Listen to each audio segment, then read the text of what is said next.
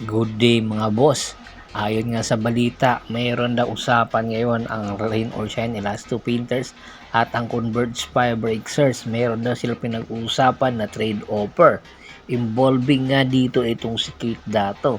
Ayon nga sa mga ulat, itong Converge Fiber Xers gusto nga makuha itong si Kate Dato ng Rain or Shine Elasto Painters. Kung matatandaan po ninyo, sa nakaraan Philippine Cup po, nagkaroon po ng injury itong si Kate Dato dahilan para hindi po natin ito makita ngayong Commissioner's Cup. At ayon din mismo kay Kate Dato na lalapit na nga daw po ang kanyang pagbabalik. Nasa rehabilitation na po siya na unti-unting magpapalakas at hopefully daw sa June ay posible na po siya na makapag-ensayo po yung nakikipagbanggaan na po.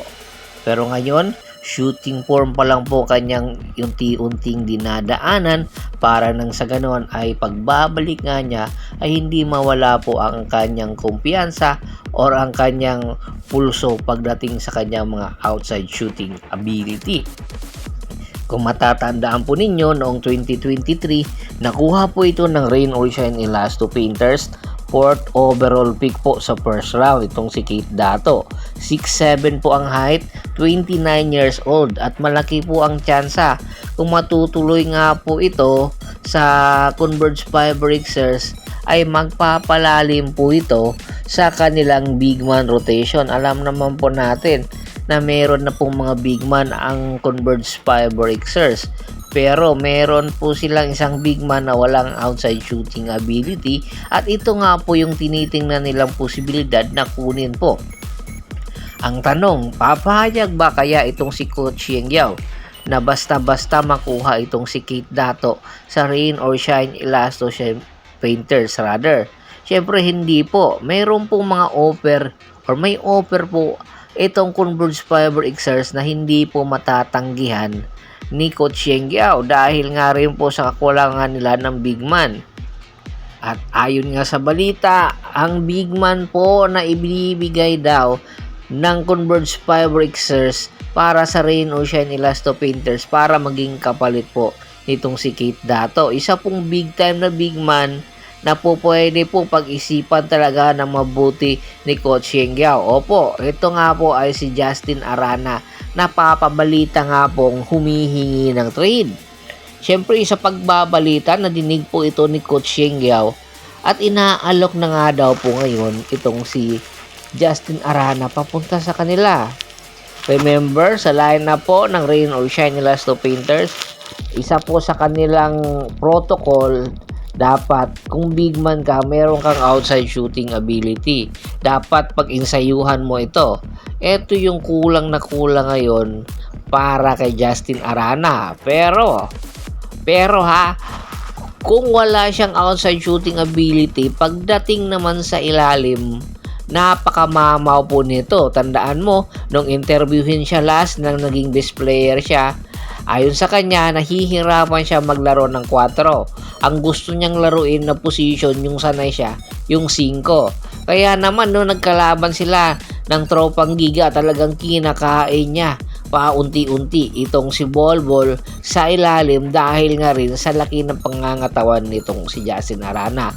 Ito yung kulang ngayon na big man para sa Rain or Shine Elasto Painters na hindi po pwede matanggihan ni Coach Yeng Yao at pwede po yung arsenal nitong si Justin Arana pwedeng i-improve ito ni Coach Yeng Yao para nang sa ganon mas lalo pang lalakas itong si Justin Arana at pwede po maging katandem ito ni Luis Villegas na unti-unti na rin po pumuporma at hopefully daw maging 100% na po itong si Luis Villegas na pwedeng itandem pagdating ng Governor's Cup or Philippine Cup para sa Rain or Shine Elasto Painters kung sakali nga po magkasundo yung dalawang panig, yung Rain or Shine at itong Converge Fiber Xers. Involving nga po dito itong si Justin Arana at si Kate Dato. Sa tingin mo ba kung sakaling matuloy ito,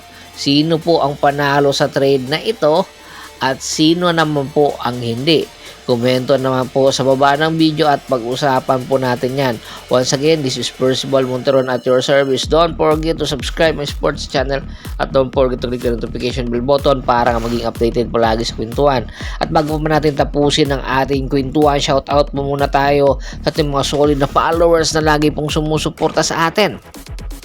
Kay Kagawad Kat sa Kinudukusin ng Hagonoy, Bulacan, Ki BRS MB, Violeta Rigor, Charlie Acerto, Blue Cat, Haliman Usan, Antonio Montiliano, at syempre si Ismael Ampong. Marami pong salamat sa walang sawa niyong pagsuporta. Pakibisita na rin po ng Facebook fanpage ko na Hapres PH3, Polgoso at Boston para po sa mga karagdagan sports balita. Hanggang sa muling kwentuhan, maraming salamat po.